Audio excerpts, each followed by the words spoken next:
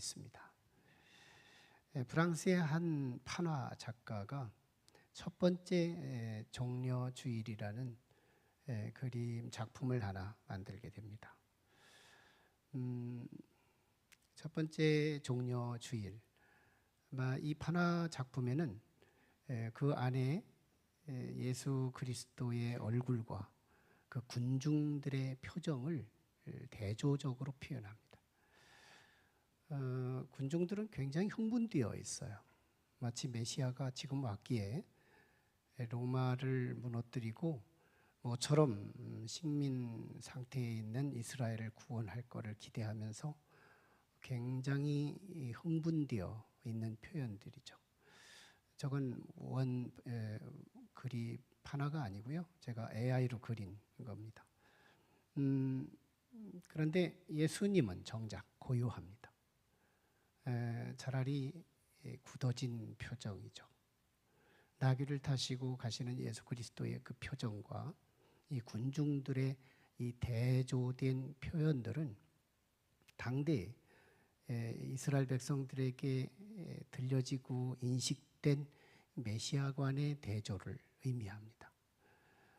예수님은 죽어서 인류를 영원히 살리는 메시아관을 갖고 계셨고, 이스라엘 백성들은 정치적인 메시아, 그리고 경제적인 메시아, 우리의 질병을 치유하는 의과적인 메시아, 이런 메시아상을 가지고 있어서 서로 대조된 모습, 똑같은 메시아를 두고 이렇게 대조된 모습을 이 판화 작가가 자신의 신앙의 고백, 성경을 나는 이렇게 본다, 이런 표현을 드러냈던 거죠.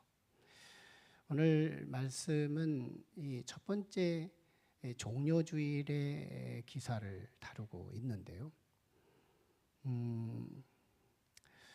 평화의 왕, 그래서 나귀를 타신 예수님, 그때 사람들이 큰 무리가 모였다, 이렇게 오늘 말씀은 진술하는데요. 큰 무리, 이 큰 무리가 되기까지는 두 가지 사건이 전개됩니다. 첫 번째는 예수께서 죽었던 나사로를 살려요. 얼마 전에.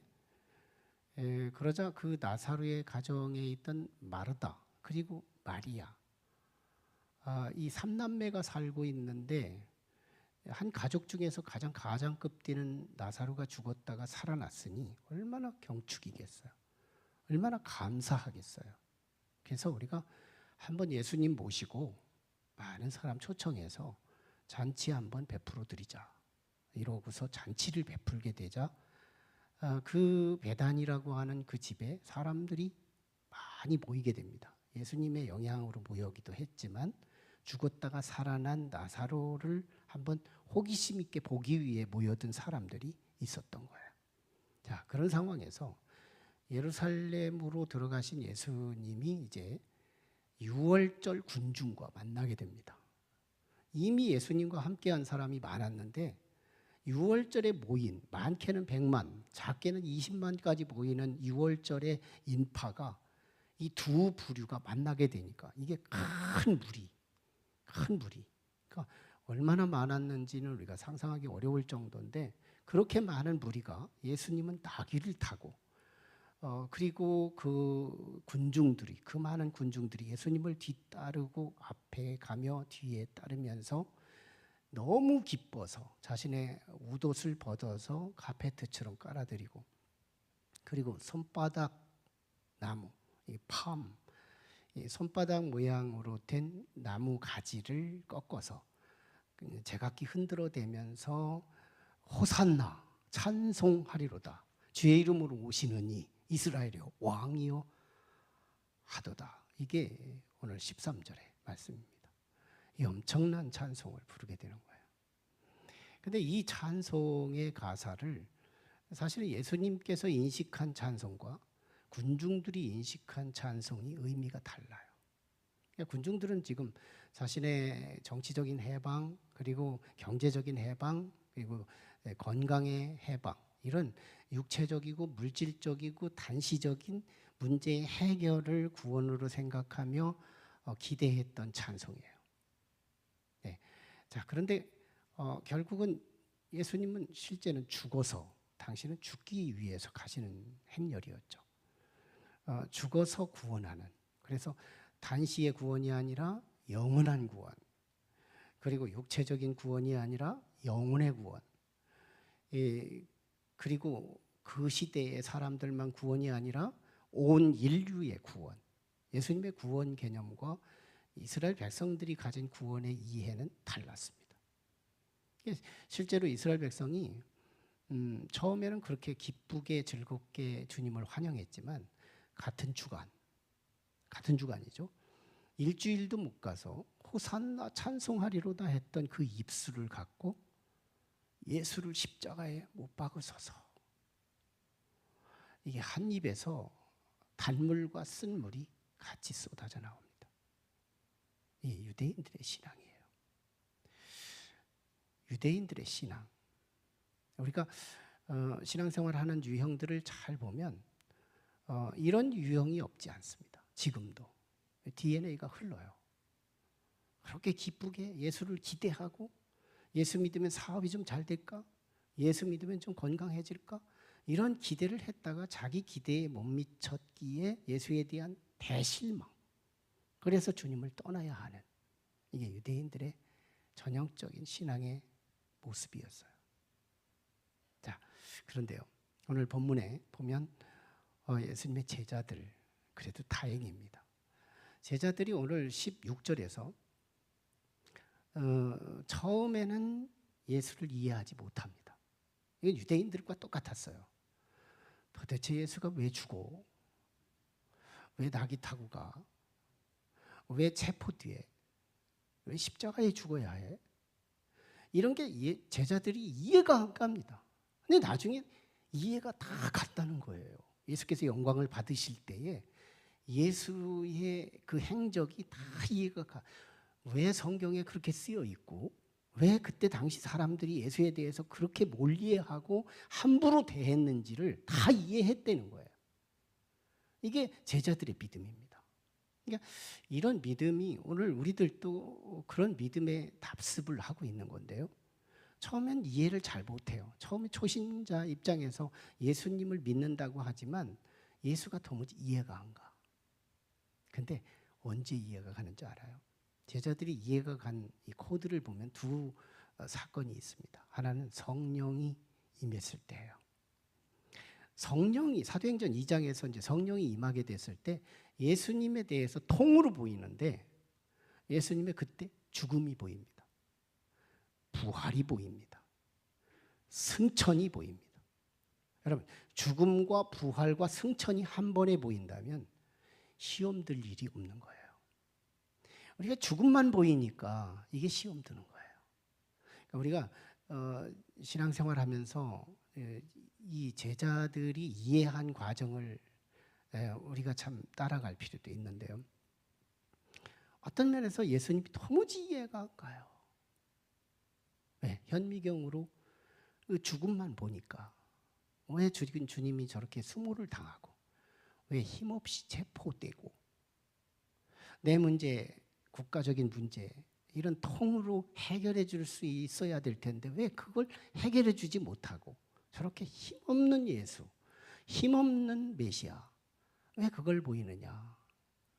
예수 이거 사람들이 속아 있는 거 아닐까? 이런 의문이 우리를 강하게 치고 들어올 때가 있습니다. 제자들도 그랬다는 거예요. 이해를 못했대요.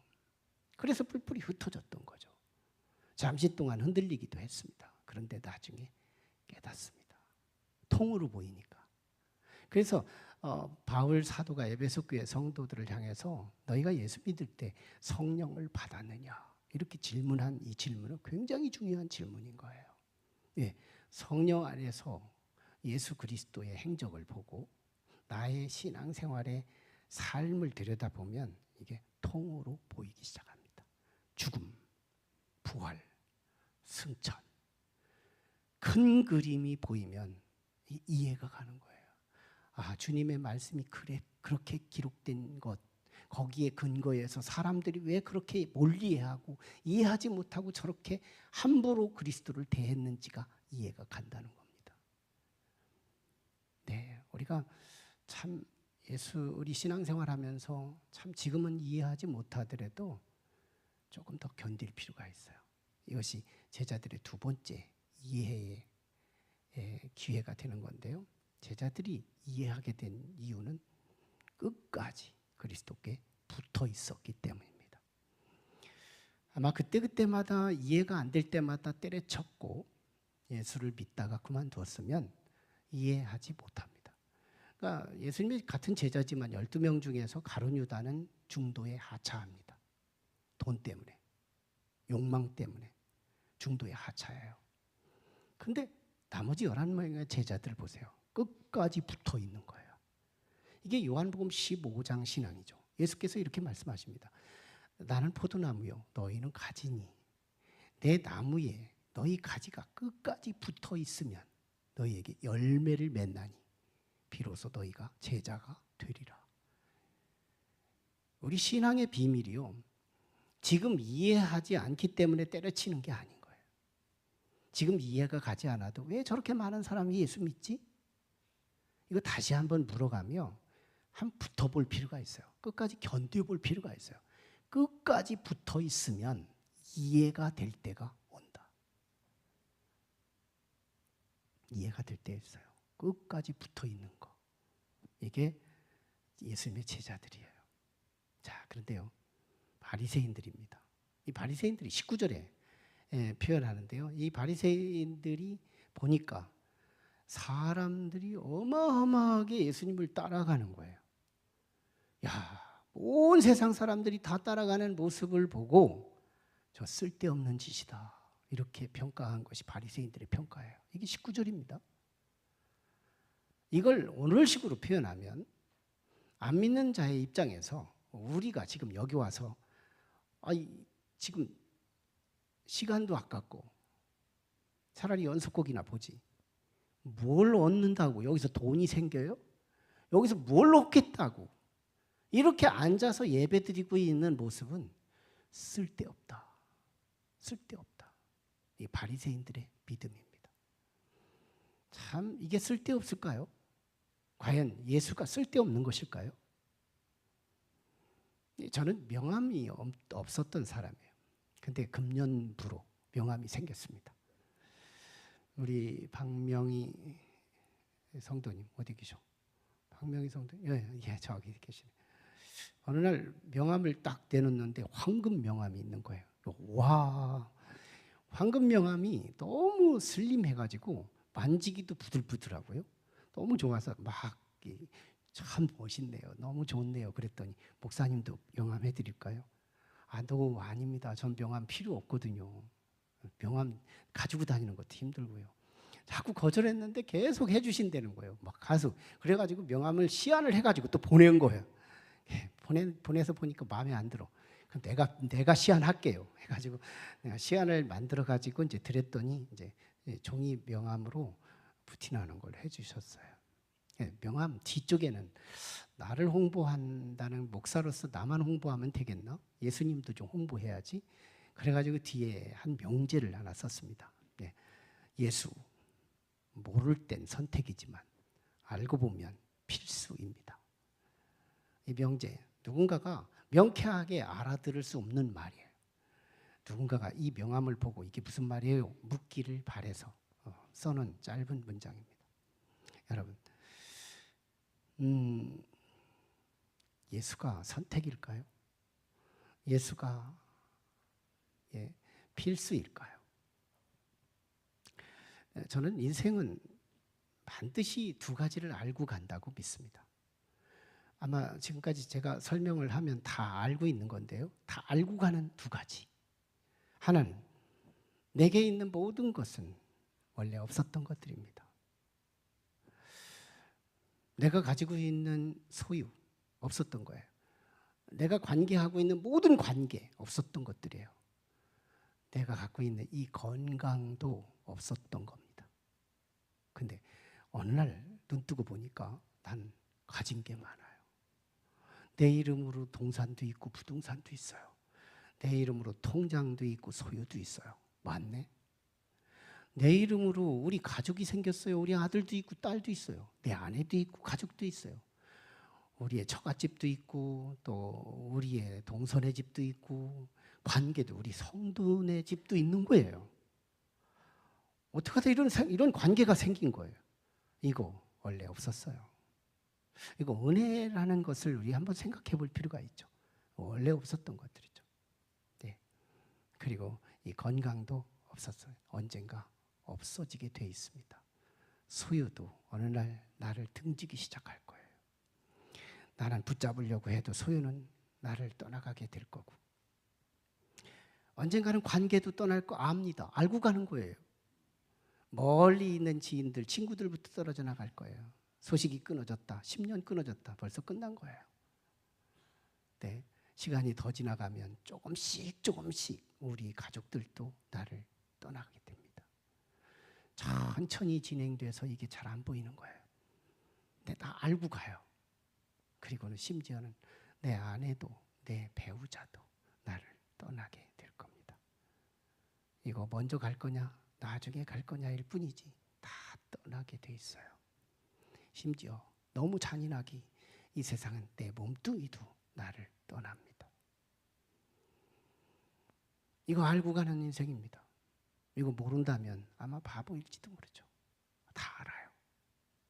자, 그때 되면 우리가 여기 다 차 타고 오셨을 텐데 차에서 여러분이 내렸을 때 차 자체를 나라고 생각할까요? 나는 차에서 내린 내가 나예요. 그렇듯이 이 몸뚱이는 우리 인생의 차량입니다. 내 차량에서 언젠가 나는 내릴 때가 옵니다. 내 차량 몸뚱이에서 내가 내려서 나왔을 때 그게 나예요. 그것이 영혼입니다. 그걸 소울이라고 그래요. 소울, 영, 나의 영. 그 영은 이제 몸도 잃어버렸어요. 가족도 잃어버렸어요. 소유도 잃어버렸어요. 그게 나입니다. 그 영이 하늘로 갈까요? 땅으로 꺼질까요? 동서남북으로 활보할까요? 이걸 가리켜서 귀신론자들은 이걸 귀신이라고 말합니다.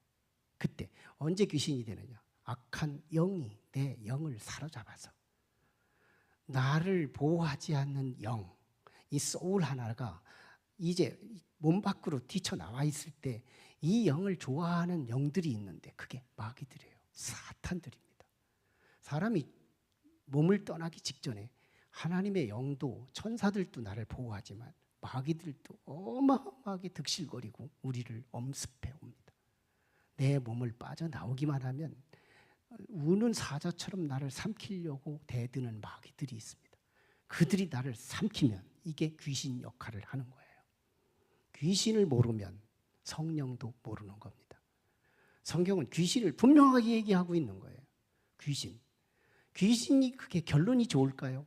결국은 갈 곳은 하나예요. 영원한 지옥입니다. 자, 보세요. 그런데요, 그 소울, 그 영, 진짜 나, 몸 밖에 튀쳐나온 나, 그 영에 내가 살아있을 때 믿었던 그 예수, 그분 누구예요? 그분은 본질의 영이에요. 그 영이 나와 함께 합니다. 나와 함께 합니다. 근데 그때는 내가 어떻게 존재하나? 예수님의 영 반, 나하고 본드 붙어서 둘, 반 대 반이 붙어서 하나가 되는 게 아니에요. 내가 예수를 믿었다는 이유 하나만으로 내 영이 예수 그리스도 영 안으로 쑥 들어가서 그리스도의 영으로 나는 보호를 받게 됩니다. 그때 길이요 진리요 생명이신 예수 그리스도의 효과를 그때 누리기 시작하는데요. 그때는 황금기예요. 예수가 길이요, 예수가 진리요, 예수가 생명이라는 이 예수님의 이 구호가 가장 실감날 때 황금 타임, 예수가 길이고 진리고 생명, 그분이 나를 데리고 어디로 가요? 영원한 천국. 우리가 그렇게 가고 싶었던 천국. 그때는 이 세상 미련도 없습니다. 그 예수 그리스도의 영을 타고 어디로 가요? 영원한 천국에 가는 거. 여기까지 우리가 인도를 받았다면 예수 쓸데없는 걸까요? 바리새인들이 지금 말하고 있는 저거 쓸데없는 거야. 저거 쓸데없는 거야. 저 어마어마한 높은 지대에서 바리새인들이 저 유대 백성들이 이 예수 그리스도를 중심으로 낙이 타고 가는 그리스도를 향하여 호산나 찬송하리로다, 주의 이름으로 오시는 이스라엘의 왕이라고 외치는 저들을 향해 쓸데없는 짓이라고 외쳤던 저들의 외침의 비판은 과연 호소력이 있는 거냐고요? 또 아닙니다. 우리 인생의 본질은 예수 믿는 거예요. 우리는 예수 믿으러 온 거예요. 예수는 인생의 본질이에요. 예수는 인생의 보조가 아닙니다. 예수는 인생의 서브가 아니에요. 예수는 인생의 본질이에요. 예수 믿으러 온 거예요. 우리 인생의 결론이 다 없어질 거대 거기에 예수 그리스도 한 분 남는다면 우리는 인생은 대박이지만, 예수 그리스도조차 없다면 마귀들이 나를 붙들고 결국 장난치다가 결국 영원한 불못에 던져 신음하며 고통 중에 우리를 심판당하고 말 겁니다. 예수 쓸데없는 걸까요? 바리새인들의 믿음은 그쪽이었어요. 여기서 우리는 세 부류의 신앙을 다시 점검합니다. 유대인들의 신앙, 시작은 예수에 대한 기대 충만하게 기뻐하고 즐거워하다가 나중에 예수 십자가에 못 박으라고 시작은 좋았다가 나중에는 급 하강하는 유대인들의 믿음, 우리 경계해야 합니다. 바리새인들의 믿음, 자기들도 믿지 않고 남들도 믿지 못하게 방해하는 영적 방해꾼들, 이거 경계해야 합니다. 비록 더디더라도 성령 안에서 예수가 통으로 보이고 끝까지 그리스도께 붙어 있다가 이제야 내가 알겠다, 성경이 무슨 말을 하고 있는지를 알겠고 사람들이 예수에 대해서 저렇게 함부로 대한 것이 왜 그랬는지를 내가 이제야 알겠다, 깨닫게 됐던 제자들의 이 믿음. 근데 중요한 건 이 종려주일에 제자들도 보지 못했고 유대인들도 보지 못했고 그리고 바리새인들은 더더욱 보지 못한 하나가 있습니다. 그것이 바로 낙이 타신 예수 그리스도예요. 전 성경을 이렇게 들여다보고 일주일 내내 보면서 난 참 예수를 지금까지 헛믿었구나. 낙이 타신 예수님, 이게 안 보이는 거예요. 유대인들의 눈에도 안 보이고 제자들의 눈에도 안 보이고 바리새인들 성경 박사들도 안 보이는 이거, 낙이 타신 그리스도. 여러분, 이 낙이는 도대체 뭘까? 겸손이에요. 근데 나귀가 작은 나귀래요. 더 부연하면 이건 새끼래요. 나귀만 해도 겸손한데요, 작대요. 더 겸손. 근데 새끼래요. 이거 더 겸손보다 더 겸손 뭐예요? 예수님은요, 나귀 타고 죽으러 가시는 거예요. 죽음입니다. 죽기까지 낮아지시고 죽기까지 겸손하신 예수님의 행적을 그대로 나귀를 통해서 드러내고 있는 거예요. 겸손 어디까지요? 죽기까지. 예수님의 종려주일에 보여주신 예수님의 죽음의 겸손입니다. 말자크라고 하는 프랑스 소설가가요, 이 나귀 가죽이라는 이제 책을 쓰게 됩니다. 이건 철학적 소설인데 이 나귀 가죽이라는 이 개념을 이 소설가가 어떻게 창안을 하느냐 하면 욕망으로 사용합니다. 그런데 이 욕망과 생명이라는 대조된 개념을 가지고 이 주인공이 욕망을 쓰면 생명이 줄고 생명을 위해서 욕망을 사용하지 않으면 생명이 길어나가요. 이 소설 추리를 통해서 인생의 철학을 가르쳐주는 내용인데요. 예수께서 종려주일에 이 발자크의 각도를 가지고 한번 들여다보면 더 이해가 깊어져요. 예수님은 지금 종려주일에 나귀를 타십니다. 나귀를 타셔요. 예수님은 본래 어떤 분이시냐면 요한계시록 19장 11절에 보면 백마를 타게 되어 있습니다. 백마 타러 오신 분이 예수님이에요. 여러분, 예수 그리스도는 백마 타실 분이에요. 왜? 최후의 승자예요. 가장 우리에게 로망이에요. 그분은 우리의 영원한 왕이신 거예요. 그래서 그분은 백마가 어울리는 분이에요. 그런데 이 백마를 타기 이전에 그리스도께서 타신 것이 있으니 그게 바로 나귀입니다. 여러분, 나귀를 탈 줄 알아야 백마를 탈 자격이 생긴다는 거. 저는 과거에 이걸 깨닫지 못했습니다. 난 목회 헛것했다.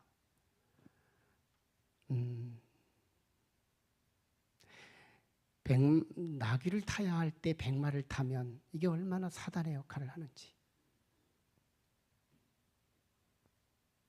예수께서 나귀를 타셨다는 게 지금 스가랴서 오늘 9장 9절의 말씀을 한번 띄워볼까요?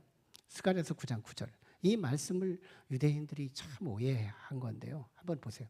같이 한번 읽어요. 시작. 시몬의 딸이 크게 기뻐할지어다. 예루살렘에 따라 즐거이 부를지어다. 보라, 네 왕이 네게 임하시나니 그는 공의로우시며 구원을 베푸시며 겸손하셔서 나귀를 타시나니 나귀의 작은 것 곧 나귀 새끼니라. 네. 이게 이미 구약 성경에서 이스라엘 백성에게 공표해 준 메시지입니다. 근데 앞에 것은 봤는데요, 뒤 것을 못 본 거예요. 뒤가 안 보여. 우리가 하나님이 세상을 이처럼 사랑하사 이것만 보이고 뒤는 안 보여요. 우리도 성경에 맨 앞절만 보이고 뒤는 못 보는 그런 특징들이 있는데요. 나귀 타신 그리스도가 못 보이는. 만약에 나귀 탄 그것만 봤어도요, 저들이 함부로 그렇게 기쁘지만 않습니다. 예수님은 나귀를 타고 예루살렘에 가셔서 그 주간에 돌아가십니다. 처참하게 돌아가시는 거예요. 한 역사가가 이렇게 말합니다. 예수께서 마지막 주간에 그 거친 행정만 없었다면 예수는 그 주간 죽지 않았다. 그도 그럴 것이 예수님이 안식일 날 사람들을 살려냅니다. 이건 모닥불에다가 휘발유를 찌얹는 것과도 같은 거예요. 성난 군중에 예수를 그러지 않아도 죽이고 싶은데 완전히 그들 6월절에 안 죽이려고 했습니다. 유대 종교 지도자들이 6월절만 죽이지 않으려고 그랬어요. 왜? 사람이 많으니까. 이들이 소동이 일어나면 이건 엄청난 로마의 책망을 받을 수 있고 이건 유대의 수치가 될 수 있거든요. 그래서 6월절만 죽이지 않으려고 했는데 하필이면 6월절만 죽게 됩니다. 참 놀라운 우연적 필연인데 참 예수 그리스도를 그날 죽게 되는데요. 안식일 날 안식일을 범하죠. 그리고 월요일 날 내일입니다. 성전에 들어가요. 장사치들이 너무 많아요. 비둘기 똥, 송아지 똥, 양의 똥, 너무 냄새도 막 쥐가 일어나요. 성전에 향기가 있어야 되는데 그걸 노끈을 매가지고 성전을 막 휘저으며 소리를 지르고 그리고 막 성전을 숙청하는 그 엄청난 파쇼행위 같이 보이는 예수 그리스도를 보입니다. 예수님은요, 나귀 그거 타기만 했지 나귀 사역을 하는 거예요. 죽을 짓을 하는 겁니다. 죽을 짓을 하는 거예요. 나귀 타고 가시는 거예요. 끝내 예수님은 나귀 타고서 죽게 되는 건데요. 여러분, 이 유대인들은 이걸 퍼포먼스를 하고 맙니다. 축제를 울리고 마는 거예요. 이야, 이번에 올라가면 이제 젊은이들 모아서 저 로마의 군사들을 한순간에 뒤집어 엎어버리고 이스라엘을 구원의 해방이 일어날 것이다. 너무너무 황홀하고 해방될 것을 생각하며 이번 올라가고 있는 유대인들 퍼포먼스를 일으키는 거예요. 지금 나귀 타고 가시는 예수님을 이해하지 못하고 오히려 백마 타고 가는 예수님으로 오해하고 축제하고 있는 이스라엘은 큰 오류였던 거예요. 여러분, 너무 빠른 퍼포먼스, 너무 빠른 백마 타는 것은 우리 인생에 큰 실수를 일으킨다는 사실을 우리가 기억해야 합니다. 지난 2022년도 항저우 아시안 게임, 거기에서 우리는 롤러스케이트 스피드 3000m 경기에서 우리는 단연 금메달이었습니다. 마지막 라인에 도착했을 때 우리 정철우 선수가 가장 세리머니를 손을 얹고 달리던 속도를 줄여가며 그대로 퍼포먼스를 합니다. 우리 이겼다고, 우리 금메달이라고. 그때 바로 옆에 있던 대만 선수가 왼발을 앞으로 먼저 라인으로 쭉 뻗어내면서 0.001초 사이에 금메달이 바뀌어버립니다. 이건요, 너무너무 가까운 우리 시기에 2년밖에 되지 않았지만 우리 인생에게 너무너무 큰 지혜를 던져주는 메시지입니다. 이건 메시지다. 이 시대에 주는 하나님의 음성이다. 우리 인생의 세리머니는, 우리 인생의 퍼포먼스는 서두를 것이 아니다. 이게 서두르면 우리에겐 사단이 온다. 이스라엘 백성들이 너무너무 세리머니를 올린 거예요. 호산나 찬송하리로다. 이스라엘 왕이라고, 우리는 팔자 고쳤다고, 이제는 다 끝났다고. 뭐가 끝나요? 그리고 주님은 죽어갑니다. 너무너무 초췌하게 죽어가는 예수 그리스도의 모습. 우리 신앙에서도요, 우리 인생의 여정에 쉽게 백마 타는 것을 두려워할 줄 알아야 되더라고요. 우리 인생에 낙이 탈 줄 아는 것이 필요합니다. 낙이 탈 줄 알아야. 교회 안에서 우리는 사역도 하고요, 성가대도 하고요, 찬양팀도 하고요, 안내도 하고요, 주차위원도 하고요, 네, 우리 전도도 하고요, 중보기도도 하고요. 사역할 때 보면 우리는 격려가 필요하고 우리는 칭찬이 필요할 때가 있습니다. 그런데 예수 그리스도의 DNA가 흐르고 예수가 바르게 내 안에 정착된 사람들을 보면요, 낙이 타고 일합니다. 백마 타려고 하지 않아요. 왜 나는 이렇게 열심히 일하고 변함없이 일하는데 왜 칭찬이 없느냐고, 왜 칭찬이 인색하시냐고. 여러분, 모든 지도자는 칭찬의 마인드를 가져야 되지만 모든 사역자는 칭찬을 오히려 경계하라. 낙타를 타고 가는 사람은 웃을 수도 없습니다. 낙타를 타고 가는 사람은 백마를 생각하지 않습니다. 끝까지 나는 낙타다, 죽으러 가는 거다. 이 주간에 나는 낙타 타고, 이건 장의사 같은 차량이다, 난 죽으러 가는 거다. 지난 금요일 날 우리는 사순절에 썬다싱의 메시지를 들었습니다. 썬다싱의 신앙의 여정을 우리가 조명하면서 썬다싱이 예수 믿는 것을, 정의를 우리에게 말씀해줘요. 예수 믿는 것이란 무엇인가? 예수 믿는다는 건 아등바등 서로 살려고 경쟁하는 것이 아니라 어떻게 하면 내가 네 앞에서 죽을 것인가를 훈련하는 것이고, 서로 앞다투어 내가 높아지려고 하는 것이 아니라 저 사람의 자존심을 상하지 않는 한에서 내가 저 사람 밑으로 내려가는 것이고, 이게 썬다싱의 믿음의 정의였던 거예요. 이 사순절 그리고 이 종려주일에 예수 믿는다는 것을 우리에게 주님은 가르쳐주고 있는 겁니다. 주님은 백마 타러 오셨어요. 요한계시록 19장 11절, 백마 타고 오실 때 거기에 성도들도 함께 백마를 타고 따라간다고 말씀하는데요, 백마 타기 위해서는 반드시 나귀를 탄 자만이 백마를 탈 수 있다고 말합니다. 나귀는 장의사입니다. 죽음을 배우는 거예요. 이 종려주일에 나귀 타신 예수가 크게 보이며 오늘 죽음을 배우고 낮아지는 것이 무엇인지를 배우면서 이 종려주일에 주님과 함께 그 영광에 함께 참여하고 그리스도와 함께 왕노릇하는 영원한 승리가 우리 높은 뜻교회 모든 성도가 될 수 있기를 주의 이름으로 축원합니다. 기도하시죠. 우리 같이 기도하실 때, 하나님,